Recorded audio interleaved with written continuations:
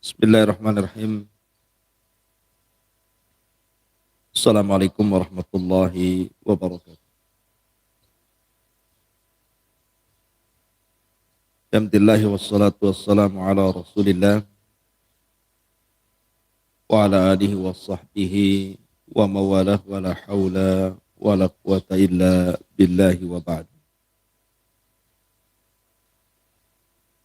Baik, kita akan lanjutkan kajian kita masih membahas kitab Arba'in Nawawi dan kita masuk pada hadis yang ketiga dari Arba'in Nawawi. An Abi Abdurrahman Abdullah ibni Umar ibn al-Khattab radhiyallahu anhum. Qala sami'tu Rasulullah sallallahu alaihi wasallam yaqul Buniyal Islamu ala khamsin. Syahadati an la ilaha illallah wa anna Muhammadan Rasulullah. Wa iqamis salati wa ita'iz zakati wa hajjil baiti wa sawmi ramadana. Rawahul Bukhari wa Muslim. Dari Abi Abdurrahman, kunyah daripada Abdullah ibn Umar ibn al-Khattab radhiyallahu anhuma, dia mengatakan, aku mendengar Nabi sallallahu alaihi wasallam bersabda, Islam itu dibangun di atas 5 pilar. Persaksian bahwa tidak ada sesembahan yang berhak disembah kecuali Allah, dan sesungguhnya Muhammad adalah utusan Allah. Kemudian mendirikan salat, kemudian melaksanakan zakat, kemudian melaksanakan haji ke Baitullah Al-Haram, dan berpuasa Ramadan. Baik. Kita bahas dua rawinya. Abi Abdurrahman Abdullah ibn Umar radhiyallahu an, dia adalah seorang muhadditsun faqih, seorang ahli hadis dan orang yang sangat cerdas, dan dia pun termasuk daripada sahabat Nabi sallallahu alaihi wasallam walaupun sigar as-sahabat.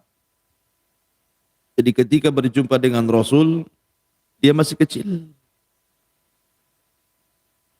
Karena Abdullah ibn Umar radhiyallahu anhuma itu masuk Islam sebelum balik.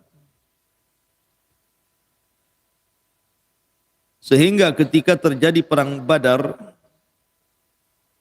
usianya belum sampai 15 tahun dia sudah daftar.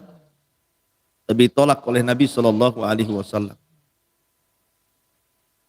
Kemudian dalam perang Uhud juga ditolak oleh Nabi sallallahu alaihi wasallam. Baru kemudian perang Khandaq, perang Ahzab, diizinkan Nabi sallallahu alaihi wasallam untuk terlibat perang.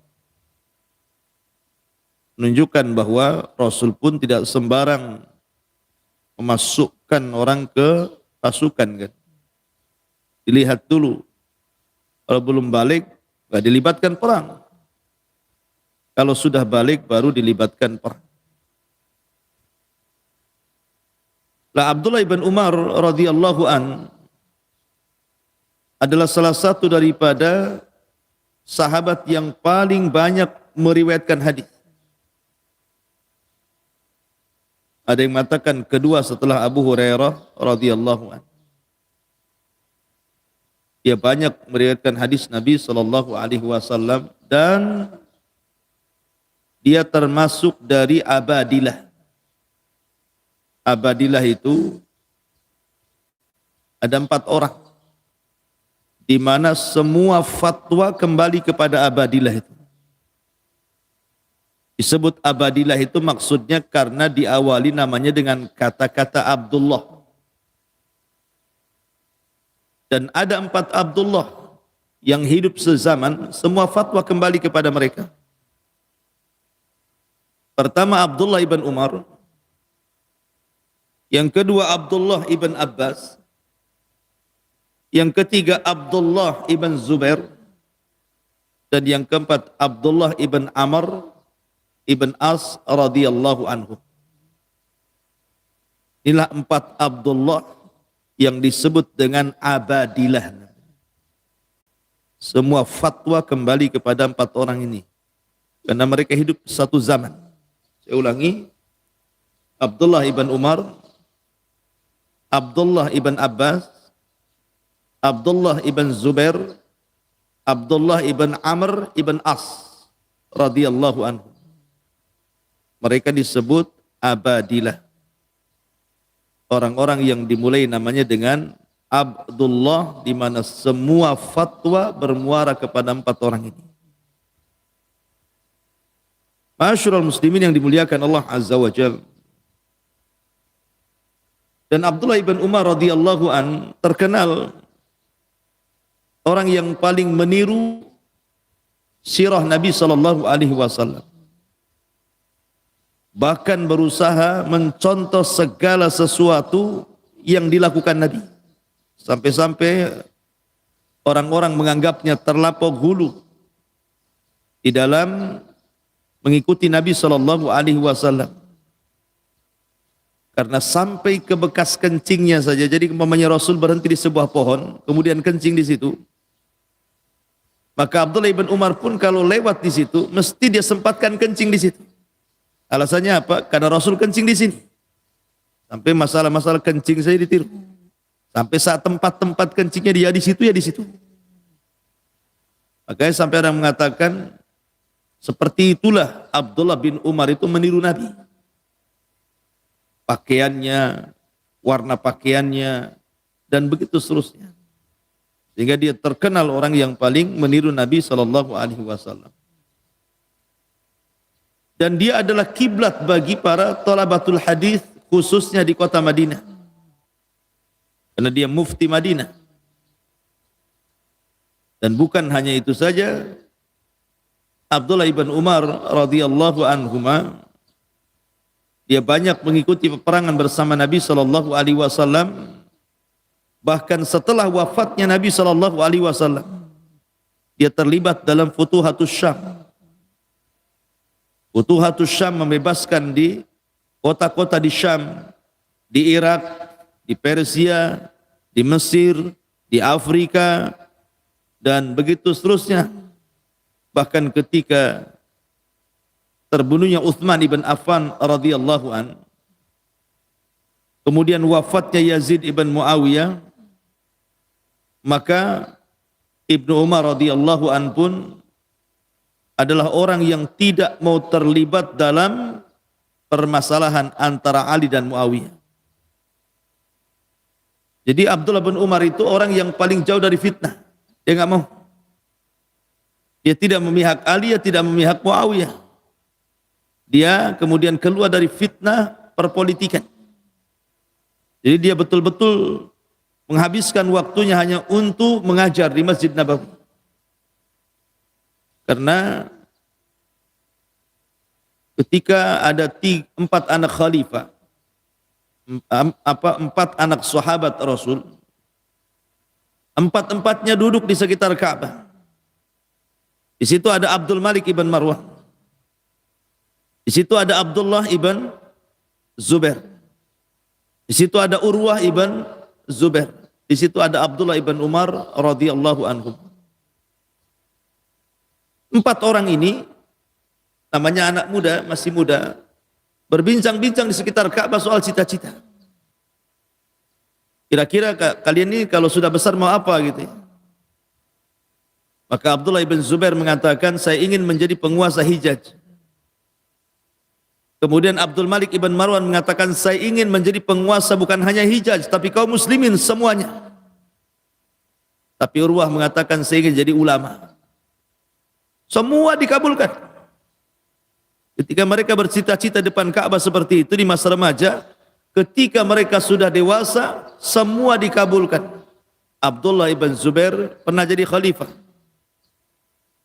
Di zaman siapa? Di zaman ketika Muawiyah ibn Yazid ibn Muawiyah tidak berhasrat berkuasa, meneruskan kekuasaan Yazid. Akhirnya dari Madinah Abdullah bin Zubair mengumumkan baiat. Kemudian Abdul Malik ibn Marwan berkuasa. Bahkan dia pula yang membunuh Abdullah bin Zubair lewat tangan Hajjaj ibn Yusuf. Kemudian Urwah ibn Zubair, siapa yang tidak kenal Urwah? Seorang ulama besar, antum kalau baca tafsir banyak perkataan Urwah ibn Zubair. Tapi Abdullah ibn Umar radhiyallahu anhu ketika ditanya cita-citanya, dia tidak mengemukakan cita-cita satu pun di dunia. Tidak ingin menjadi khalifah, tidak pula ingin menjadi ulama, tidak ingin menjadi penguasa dan pengusaha. Dia hanya mengatakan atamanna atau tamannaitu an adkhulal jannah. Cita-citaku hanya ingin masuk surga. Itu saja. Ditanya ingin masuk surga. 3 sahabat sudah dikabulkan. Tinggal Abdullah ibn Umar. Masalahnya cita-citanya bukan di dunia, tapi di akhirat ingin masuk surga. Lah Abdullah ibn Umar radhiyallahu anhu terkenal rajin ibadah. Terutama qiyamul lail, dia tidak pernah meninggalkan qiyamul lail. Ada sebabnya. Jadi dia suatu ketika bermimpi, diapit oleh 2 malaikat, dibawa ke neraka. Diperlihatkan kengerian neraka. Maka karena saking ngerinya dia melihat neraka, kemudian dia berdoa kepada Allah dalam mimpinya agar dia bukan termasuk penghuninya. Maka Allah katakan, anta lasta minhum, kamu bukan penghuni neraka. Kemudian Abdullah bin Umar dijauhkan dari neraka. Kemudian ketika hendak dia menceritakan mimpinya kepada Rasulullah, tidak berjumpa, maka dia berjumpa dengan Hafsah, saudarinya. Kemudian dikatakan, ya Hafsah, semalam aku bermimpi begini. Coba tanyakan kepada Rasulullah. Maka Hafsah istri Rasul akhirnya bercerita tentang mimpinya Abdullah bin Umar. Maka Nabi SAW mengatakan, ni'mar rajul Abdullah law kana yusalli minal lail. Sebaik-baik orang adalah Abdullah, maksudnya Abdullah bin Umar, kalau seandainya dia mau sholat malam. Dia mendengar perkataan itu, maka sejak itu dia tidak pernah meninggalkan qiyamul lail sampai wafat. Masyarul muslimin yang dimuliakan, kalau soal sedekah jangan tanya. Abdullah bin Umar ini ahli sedekah. Suatu ketika untanya hilang. Untanya dicuri orang. Kemudian pencuri dan untanya ada di pasar. Dihabarkan kepada Abdullah bin Umar radhiyallahu anhu. Akhirnya Abdullah bin Umar datang dengan pembantunya ke pasar. Dan dari kejauhan dia melihat unta dan pencurinya. Tapi tiba-tiba Abdullah bin Umar kemudian balik lagi. Sehingga pembantunya mengatakan, wahai tuan, untamu di situ. Itu orang yang mencuri untamu tuh. Kenapa kau balik lagi? Kata Abdullah bin Umar radhiyallahu anhu, biarkan saja. Aku tidak hendak mengambil unta itu di dunia. Aku hendak mengambil unta itu di akhirat, kemudian dia pulang. Kira-kira nih, kalau antum punya mobil Avanza lah, curi orang, kemudian tampak pula dijodoh mobil antum sama pencurinya. Kira-kira balik nggak antum? Biarin aja lah, nanti saya ambil di akhirat. Nggak ada ceritanya. Yang adalah perpolisian tuh. Artinya bahwa Abdullah bin Umar sampai seperti itu. Ulang lagi, dan jelas-jelas ya, untanya ada di depan dia, pencurinya ada di depan dia, tapi dia mengatakan tidak. Biar aku ambil di akhirat unta itu. Bahkan suatu ketika dia membeli seorang budak wanita. Budak wanita ini pula cantik. Akhirnya kemudian dia berhasrat hendak menggauli perempuan ini. Tapi akhirnya tidak jadi, dan dia pun mengatakan anti hurratun liwajhillah. Kamu saya merdekakan karena Allah Azza wa Jalla. Ya, karena Abdullah ibn Umar radhiyallahu anhuma paling mengamalkan ayat lan tanalul birra hatta tunfiqu mimma tuhibbun. Kalian tidak mungkin sampai kepada level albir sampai menginfakkan apa yang kalian cintai. Abdullah bin Umar itu kalau cinta kepada sesuatu langsung diinfakkan. Sampai ketika dia punya pembantu, pembantunya itu kemudian diculik. Diculik unta-untanya. Jadi dia mengirim seorang pembantu untuk berniaga. Supaya di tengah jalan dirampok. Dirampok itu orang-orangnya. Ya habislah semuanya. Tiba-tiba orang ini kemudian lepas dari ikatan rampok itu, kemudian menghadap Abdullah bin Umar. Kemudian dia minta maaf dan mengatakan, wahai Tuan, unta dan daganganmu dirampok orang. Saya pun dirampok juga. Dan barangnya saja saya juga sama dirampok katanya. Tapi saya bisa lari dan bisa kabur. Kata Abdullah ibn Umar, kenapa kau kabur? Kenapa kau kabur dan datang kemari? Kau kan bisa kabur ke tempat lain. Kau tidak perlu datang lagi kemari, tidak mungkin ku cari. Katanya orang ini, wahai Ibnu Umar, tidak. Aku tidak akan meninggalkan diri, bukan aku cinta karena Allah Azza wa Jalla kepadamu. Kata Abdullah bin Umar, Allah, ini bahasa Arab. Betul kau cinta denganku karena Allah? Katanya, pembantunya mengatakan, iya. Kalau begitu a'taqtuka liwajhillah. Memerdekakan kau karena wajah Allah, pergi kau dari sini.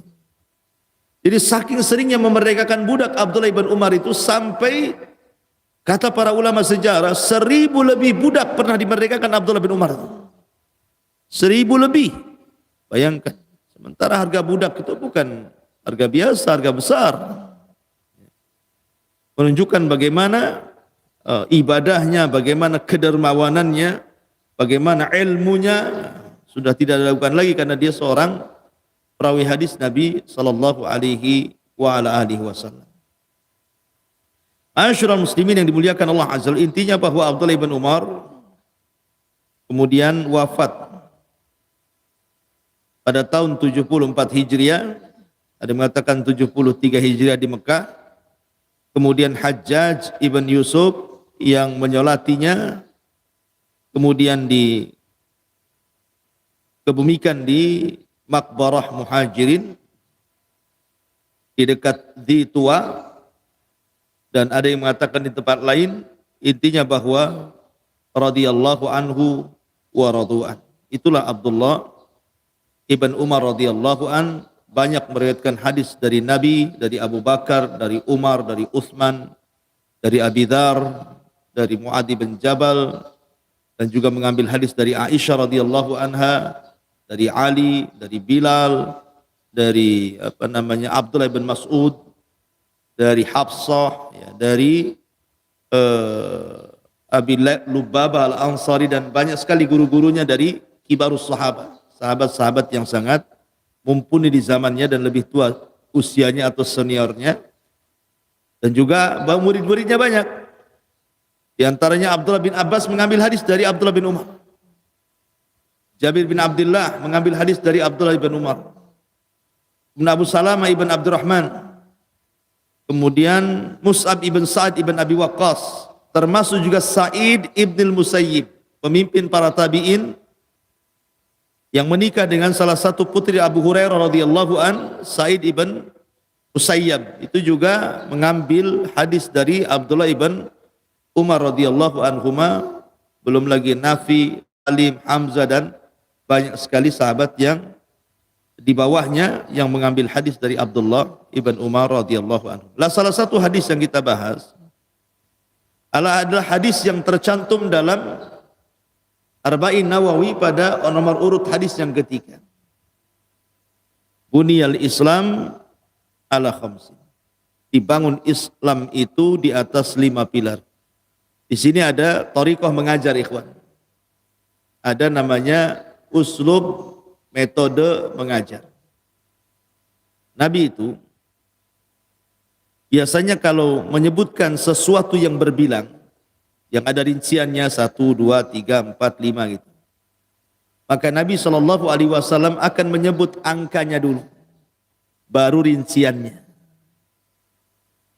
Begitulah seorang pendidik. Kalau antum menghafalkan anak antum rukun iman, jangan langsung disebutkan nak rukun iman itu 1 beriman kepada Allah, 2 beriman kepada malaikat Allah, 3, bukan begitu cara mengajar. Sini nak, rukun iman itu ada 6, simpan 6 di otakmu. Jadi sebutkan angkanya dulu. Rukun iman ada berapa nak? Ada 6, simpan 6 ini. Baru sudah tersimpan angka 6 ini, baru dirinci sama kita. 1, 2, 3, 4, 5, 6. Begitu teori Nabi SAW kalau mengajar para sahabat, maka disebutkan angkanya dulu, baru kemudian rinciannya. Dan juga ini thariqah Al-Quran. Ingat kita ketika membahas surah Al-Baqarah, ketika Allah Subhanahu wa taala menceritakan tentang kisah permulaan panggilan kepada Bani Israel, ya Bani Israel, udhkuru ni'mati allati an'amtu 'alaikum, dan terus begitu seterusnya. Panggilan Bani Israel di permulaan itu 2 panggilan. Panggilan yang pertama menjelaskan secara global tentang Bani Israel. Panggilan yang kedua menceritakan secara rinci. Artinya Al-Quran mengajarkan, thariqah mengajar, sebutkan globalnya dulu baru rinciannya, gitu maksudnya. Nah, di sini juga sama. Bunyal Islam ala khamsin. Islam itu dibangun di atas 5 pilar. Tempel 5 ini supaya mudah diingat. Baru rinciannya apa itu 5. Syahadati an la ilaha illallah wa anna Muhammadan Rasulullah. Persaksian bahwa tidak ada sesembahan yang berhak disembah kecuali Allah, dan ini artinya tauhid. La ilaha illallah. Kalimat yang sangat agung, miftahul jannah, kuncinya surga. Bahkan kunci orang masuk Islam. Bahkan la ilaha illallah adalah kalimat yang didakwahkan seluruh para nabi dan rasul. Bahkan di akhir zaman tidak ada kalimat yang lebih manfaat kecuali la ilaha illallah. Sebagaimana hadis Hudzaifah bin Yaman, ketika Al-Quranul Karim diangkat dalam 1 malam dan tidak ada lagi Al-Quran di permukaan bumi. Ketika Al-Quran kemudian diangkat di dada-dada kaum muslimin sehingga tidak ada satu pun yang hafal 1 ayat pun dalam Al-Quran.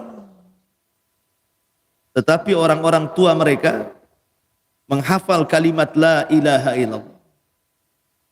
Bukan karena mereka belajar, tapi mereka mendengar nenek moyang mereka mengatakan la ilaha illallah, maka mereka pun ikut mengucapkannya. Akhirnya ditanyakan kepada Hudzaifah bin Yaman, apakah la ilaha illallah yang diucapkan oleh umat akhir zaman? Mereka mengucap bukan karena belajar, tapi mereka mengucap karena diucapkan nenek moyang mereka. Mereka mendengar begitu, maka mereka pun mengucap begitu. Apakah la ilaha illallahnya bermanfaat bagi mereka di akhirat, wahai Hudzaifah? Kata Hudzaifah, ya tunjihum bila ilaha illallah. Allah selamatkan mereka dengan la ilaha illallah. Artinya kalimat la ilaha illallah kalimat luar biasa. Makanya hadis bitaqah itu, hadis kartu sakti, ketika seseorang di dunia tidak pernah beramal soleh, nggak pernah sujud, nggak pernah ruku, nggak pernah sedekah, nggak pernah beramal soleh, hidupnya maksiat saja, tapi sebelum meninggal dia mengucapkan la ilaha illallah, kemudian didatangkan di hadapan Allah, kemudian didatangkan catatannya 99 catatan. Kemudian kata Allah, ambil 1 catatanmu, bentangkan di hadapanku. Rupanya 1 catatan saja dibentangkan sejauh mata memandang. Kayak antum beli belanja di mall, kemudian keluar struknya itu dari mesinnya itu, sejauh mata memandang. Berapa banyak barang yang antum ambil tuh? struknya keluar dulu, pokoknya sejauh mata memandang. Berarti antum borong sak mal-malnya. Kalau struknya saja sejauh mata memandang gitu ya. Jadi satu sijilat saja itu sejauh mata memandang, artinya itu semua kesalahan dia. 1, 2, 3 kesalahan dia berzina, dia begini, dia begini, dia begini. Sejauh mata memandang. Ini baru 1, belum 98 itu belum dibuka lagi. Baru 1 saja dia. Down lah dia. Karena semua kebaikannya, kejahatannya segitu banyak gitu ya. Jika ketika Allah tawarkan, adakah kebaikan? Dia mengatakan, seandainya pun ada kebaikan, apalah kebaikan itu dengan kejahatan segini banyaknya ya Allah. Akhirnya kemudian Allah subhanahu wa ta'ala keluarkan kartu saktinya. Kenapa? Karena dia pernah mengucapkan la ilaha illallah. Keluarkan kartu sakti, tulisan la ilaha illallah. Kemudian diletakkan di neraca dan 99 dosanya, catatan dosanya diletakkan di neraca satunya, malat bihinna la ilaha illallah, tasat bihinna la ilaha illallah. Tiba-tiba la ilaha illallah memberatkan timbangan dia. Padahal dia tidak pernah beramal soleh, tapi dia tutup hidupnya dengan la ilaha illallah. Ya, menunjukkan Islam itu apa? Menggugurkan dosa-dosa sebelum Islam. Sebagaimana taubat juga menggugurkan dosa sebelum taubat. Wa anna Muhammadar Rasulullah. Kemudian persaksian bahwa Muhammadlah utusan Allah. Arkan rukun beriman kepada Nabi sallallahu alaihi wasallam ada berapa? Ada 4. Pertama, tasdiquhu fima akhbar. Yang kedua, ta'atuhu fima amar. Yang ketiga, wajtinabu manha anhu wajazar. Yang keempat, wa ala na'bud illa bima syara. Ini disebut arkan rukun beriman kepada Rasulullah. Pertama, membenarkan apapun yang dihabarkan Rasul masuk di akal atau tidak, diketahui hikmahnya atau tidak. Yang jelas Rasul mengatakan sesuatu sami'na wa ata'na. Karena kita harus membenarkan apapun kabar yang dibawa Nabi. Karena terkadang Nabi ini menghabarkan sesuatu yang belum terjadi, atau menghabarkan sesuatu yang di luar nalar manusia, atau menghabarkan sesuatu yang tidak diketahui hikmahnya. Diketahui hikmahnya atau tidak, masuk nalar ataupun tidak masuk nalar, telah terjadi atau belum terjadi, pokoknya kita katakan shadaqna. Kita katakan benar ucapan Nabi SAW. Kemudian yang kedua, ta'atuhu fima amar, berusaha melaksanakan perintah. Tidak ada manusia segesit sahabat ketika menjalankan perintah. Nabi itu kalau memerintahkan sebuah perintah, mereka berlomba-lomba untuk melaksanakannya. Saking herannya Abi Sufyan ketika masih kafir mengatakan, aku loh pernah datang ke Persia, ke Romawi, tapi aku tidak pernah melihat ada sahabat yang mengagungkan nabinya melebihi sahabat Nabi kepada Nabi SAW. Nabi kalau meludah ditangkap oleh para sahabat, ludahnya diusapkan ke badannya. Nabi kalau cukur rambut hampir berperang mengambil rambutnya. Nabi kalau berwudu hampir berperang mengambil bekas air wudunya. Saking mengagungkannya Rasul para sahabat kepada Nabi SAW. Tapi ini khususnya Rasul tentunya ya. Jadi suatu ketika terjadi musim lapar, terpaksalah orang kemudian menyembelih binatang keledai. Keledai itu disembelih yang biasa dipelihara itu. Kadang memang paceklik luar biasa Madinah, terpaksa menyembelih keledai-keledai mereka. Ketika sudah matang siap santap, datang pula perintah. Allah haramkan tidak boleh makan keledai pelihara. Dibuang itu keledai-keledai itu. Tinggal makan padahal. Artinya bahwa sahabat ini kalau sudah perintah langsung laksanakan. Sebagaimana kalau larangan langsung ditinggalkan. Ketika datang larangan khamr, apa yang terjadi? Sahabat menuangkan khamar-khamar itu di depan rumah mereka sampai banjir lorong-lorong kota Madinah itu. Saking semua sahabat menumpahkan khamar. Sampai rawi hadis mengatakan hatta salat syawari'ul Madinah, sampai banjir gang-gang itu kota Madinah saking khamar ditumpahkan. Jadi bagi para sahabat itu tidak ada namanya tadarruj kalau soal meninggalkan perintah, meninggalkan larangan. Oh, tidak bisa lah saya langsung main tinggalkan minum khamr, ya saya akan meninggalkan tapi sedikit-sedikit. Kalau biasa 2 botol, hari ini sebotol, besok setengah botol, besoknya 1 sendok, besoknya kita buang semua botol sendok-sendoknya, kan umpamanya kan? Nah, bisa. Ya. Jadi sahabat tidak ada seperti itu. Kenapa? Kenapa kalau dalam melaksanakan perintah ada istita'ah? Kenapa ketika menjauhi larangan tidak ada istita'ah? Kan Rasul mengatakan, ma amartukum fa'tu bihi mastata'tu wa ma nahaitukum anhu fajtanibu, kan itu. Apapun yang kuperintahkan lakukan semampu kamu. Apapun yang kularang tinggalkan mutlak, tidak ada kalimat semampu kamu. Ada masalah apa antara perintah dan larangan? Karena perintah itu kenapa dilakukan semampu kamu? Karena ada penggantinya. Kamu sholat tidak bisa berdiri, bisa duduk. Sholat dulu semampumu. Kalau sudah diusahakan berdiri tidak mampu, duduk, kan itu ya. Sholat duduk semampumu. Kalau tidak sanggup duduk, baring. Wudu dulu dengan air, cari dulu air semampumu. Kalau tidak ada, ya sudah tayamum. Gitu. Maksudnya ada penggantinya. Tapi larangan tidak ada penggantinya. Kamu jangan minum brandy, oh berarti boleh whisky, nggak ada. Ada ganti-ganti. Kamu tidak boleh makan dosis sekian, oh boleh yang lebih rendah di bawahnya, nggak ada. Kalau sudah larangan mutlak, makanya tidak ada istitwa dalam larangan itu. Ada penggantinya masalahnya. Jadi tinggalkan gitu ya. Ini diantaranya juga bicara tentang larangan. Kemudian syarat yang terakhir, wa alla na'bud illa bima syara. Kita tidak boleh menyembah kecuali dengan yang disyariatkan. Kemudian wa iqamis shalah. Yang paling penting setelah syahadatain adalah salat. Karena hukum meninggalkan salat ini menjadi khilaf para ulama. Ada yang mengatakan sampai tingkat kufur, keluar dari Islam. Ada yang mengatakan dilihat meninggalkannya. Kalau meninggalkannya ini karena takasul, dia yakin salat itu wajib, tapi karena malas dia meninggalkan, maka sebagian ulama mengatakan tidak kafir tapi fasik. Tapi yang meninggalkan seperti ini pun dilihat juga.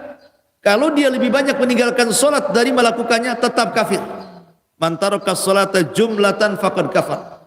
Siapa yang meninggalkan salat secara jumlah, artinya hidupnya lebih banyak meninggalkan salat dibandingkan melakukannya, kafir. Yang jadi khilaf itu kalau sekali-kali meninggalkan sholat. Tapi dia sering sholat dalam satu hari itu, ya 5-4 waktu itu rajin. Cuman kadang-kadang yang satu ini entah maghribnya, entah duhurnya ini kadang sholat, kadang tidak.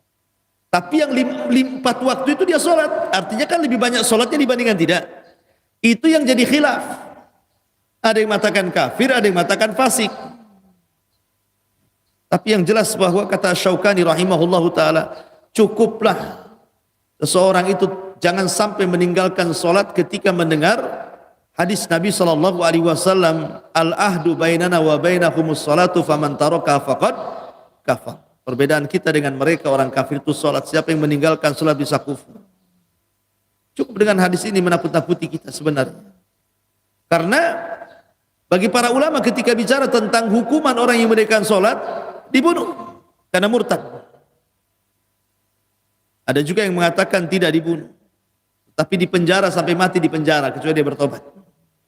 Jadi kalau di lingkungan Islam, seperti pendapat Imam Malik, pendapat Imam Ahmad, pendapat Imam Syafi'i, orang yang meninggalkan sholat di hukum pancung sebagai had oleh penguasa.